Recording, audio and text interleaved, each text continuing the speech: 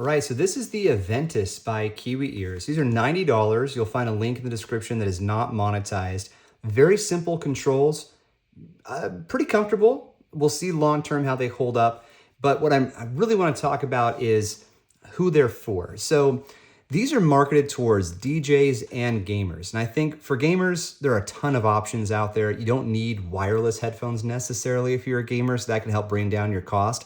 So at $90 to have access to a good pair of over-ear headphones that does have active noise cancellation and are wireless, hey, that's a pretty good deal. Now, it does support Bluetooth 5.4, and I use that to connect it to my iPhone. And something that I noticed is, yes, they're comfortable. Yes, the sound is good. There's a good range and all that stuff.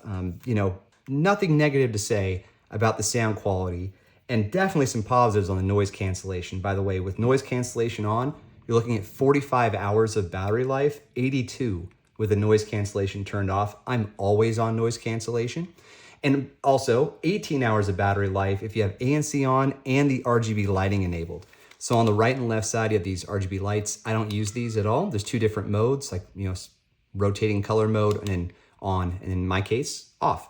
But the one thing I noticed is on the left side, as I was listening to Soundgarden, which I often do, there's a small amount of rattling. It's very hard to detect. I had the volume at maybe 60% on my iPhone, and there was just a small amount of rattling. If you ever listen to, it was the song in particular was Pretty Noose, and there is a bass line that goes through that song, and as the bass line was going, doom, doom, doo-doo-doo, doom, doom, doom, that's when I would hear that small rattle, and only on the left side.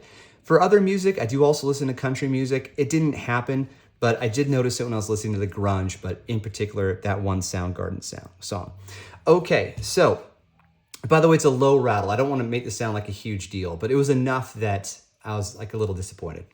Okay, so let's take a look at the headphones themselves. We have our volume buttons up and down and a start and stop button. We have access to auxiliary right here, and they do include a cable for that. There's a 5 microphone array in here. I took a couple of phone calls, nobody complained, and that's how I test these things. On the right side, we have our lighting button, the active noise cancellation button, and a USB port, USB-C.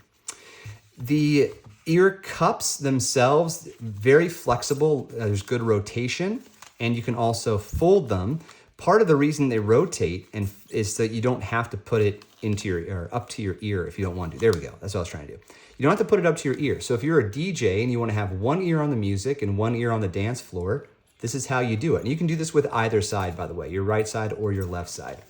The memory foam is a bit on the loose side, but I don't know what that means for long term. It might be a good thing long term, but that's one of the things I noticed. I also noticed that, see how there's some wear going on here? I don't know if that's the right term, but I have a bad feeling about the longevity of the plastic here, but I could be wrong about that. So I guess stay tuned. Maybe in like 2 years, I'll do a follow-up video. There's a bit of a squeak as they turn that I never noticed until now. So it must have just started happening. On the top head where you put your your head strap, there is also memory foam here. Very comfortable. My ears are big, and so these aren't the best fit for my ears because my ears are exceptionally big, but still made it work, Tuck those lobes right in. Awesome. Just really good comfort, and that's with longevity. Didn't get too sweaty or uncomfortable, and it is springtime. All good there. Okay. In the box. So, by the way, 40 millimeter driver and a 10 millimeter driver on the sound. So that is part of the reason why I got such good sound as I was listening to it. Included, you get this case. And when you open it up, you get 3, I just closed it. There are 3 cables included. You have your auxiliary to auxiliary, and these cables you'll notice also stretch, which is very cool. And then we have USB-C to auxiliary, again, stretchy, and then a USB-A to USB-C, which you can use for charging. You can't charge with the auxiliary cables. I do like a lot that these fold the way they do. I just did a review of some Sennheisers that are, I don't know, $500 or something.